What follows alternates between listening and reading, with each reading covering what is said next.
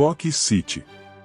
O barão de Ormeza levou, rapidamente, a mão na cicatriz, que eu acabará de perceber em sua cabeça, e puxou o cabelo para trás, para cobri-la.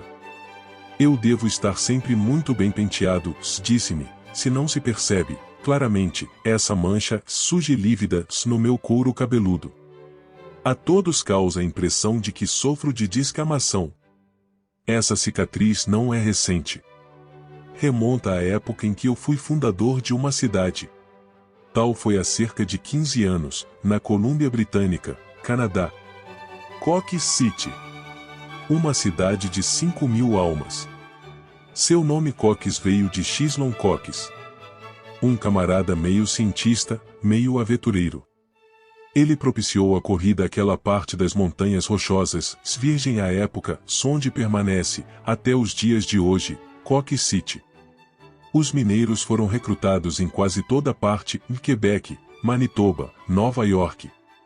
Foi nesta última cidade que conheci Chislon Coques. Eu estava lá há cerca de 6 meses. Mas devo admitir que não ganhava sequer um centavo e morria de tédio. Eu não morava sozinho. Vivia com uma alemã muito bonita, cujos encantos faziam sucesso. Nós nos conhecemos em Hamburgo. Eu havia me tornado seu empresário, por assim dizer. Seu nome era Marie Sibylle, sou Marisibil, para falar como as pessoas de Colônia, sua cidade natal. Preciso acrescer que ela me amava loucamente? De minha parte, eu não sentia ciúmes. No entanto, essa vida preguiçosa pesava mais sobre mim do que você imagina. Eu não tenho alma de rufião. Mas, em vão, tentei empregar meus talentos naquele trabalho. Certo dia, num salão, deixei-me levar por Chislon Coques, que, encostado ao balcão, falava alto e exortava as pessoas a segui-lo até a Colômbia Britânica. Dizia conhecer um lugar onde abundava o ouro. Misturados em seu discurso estavam Cristo, Darwin, o Banco da Inglaterra e, Deus me dane se eu sei por que motivo, a papisa Joana. O tal de Chislon Coques foi muito convincente. Alistei-me em sua tropa com Marisibil, que não queria me deixar se partimos. Comigo, não levei parafernália alguma de marinheiro, senão equipamentos de bar e muita bebida, uísque, gin, rum etc., cobertores e balanças de precisão. Nossa viagem foi muito penosa. Todavia, assim que chegamos ao lugar onde Chislon Coques queria nos levar, construímos uma cidade de madeira, batizada com o nome de Coque City. Em homenagem a quem nos guiou. Abri o meu bar, que logo ganhou intenso movimento. O ouro era realmente abundante, e eu participava dos negócios. Muitos dos mineiros eram franceses ou franco-canadenses. Também havia alemães e gente de língua inglesa.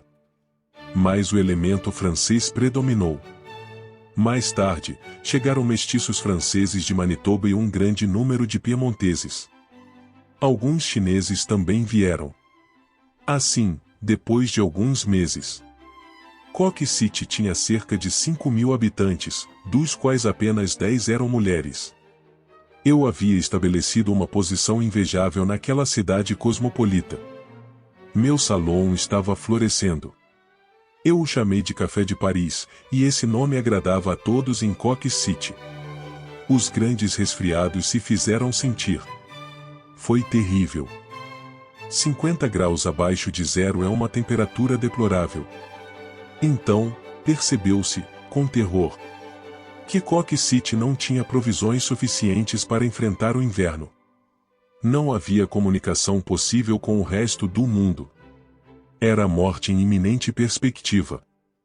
Os suprimentos logo se esgotaram e Chislon Coques fez uma proclamação comovente, na qual nos deu a conhecer todo o horror de nossa situação.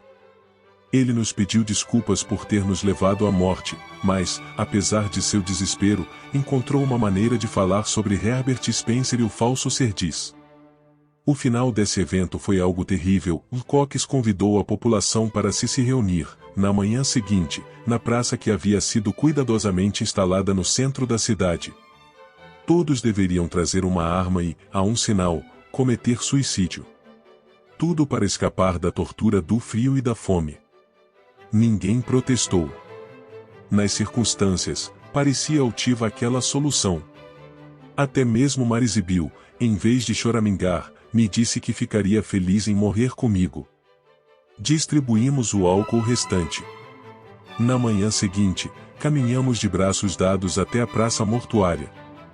Mesmo que eu vivesse 100.000 anos, jamais poderia esquecer o espetáculo daquela multidão de 5.000 pessoas envoltas em casacos e cobertores. Cada um tinha um revólver na mão e juro. Todos os dentes batiam. Xloncock se elevou sobre nós, empoleirando-se num barril.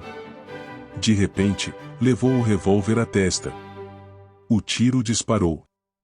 Era o sinal, enquanto Xloncock caía, morto. De seu barril, todos os habitantes de Cock City, inclusive eu, se estouravam os seus miolos. Que lembrança terrível! Que tema para meditação essa unanimidade no suicídio! E que frio terrível fazia! Eu não estava morto, senão atordoado. Logo me levantei. Havia apenas uma ferida, a rigor, um inchaço, que me causava grande sofrimento. Aquela ferida, cuja cicatriz levarei comigo pelo resto da vida, me fazia lembrar que eu tentará me matar. E por que eu estava sozinho? Marizibil. Gritei. Ninguém me respondeu. Com os olhos arregalados, tremendo de frio, permaneci muito tempo a olhar para aqueles mortos. Todos exibiam um ferimento voluntário na testa. Então, senti uma fome terrível, que torturou meu estômago. As provisões haviam se esgotado. Nada encontrei nas casas onde procurei. Aterrorizado e hesitante, joguei-me sobre um cadáver e devorei seu rosto. A carne ainda estava quente. Eu me saciei sem nenhum remorso. Então caminhei pela necrópole, pensando em como fugir dali. Armei-me, agasalhei-me cuidadosamente e saturei-me com todo o ouro que poderia carregar.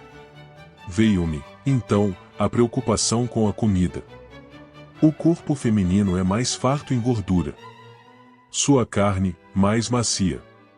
Encontrei um corpo de mulher e lhe cortei as 2 pernas. Esse trabalho me levou mais de 2 horas. Mas encontrei 2 presuntos, que pendurei ao pescoço com 2 tiras. Somente então percebi que havia cortado as pernas de Marizibil. Contudo, minha alma de antropófago mal se comoveu. Eu estava especialmente ansioso para escapar dali. Escapei e, por milagre, encontrei o acampamento de um lenhador, exatamente no dia em que minhas provisões se esgotaram. A ferida que eu fizera em minha cabeça logo sarou. Mas a cicatriz, que cuidadosamente escondo, me faz lembrar constantemente de Cock City, a necrópole boreal, e de seus habitantes congelados, preservados pelo frio na forma em que caíram, sarmados e feridos, com os bolsos repletos de um ouro inútil, o ouro pelo qual morreram.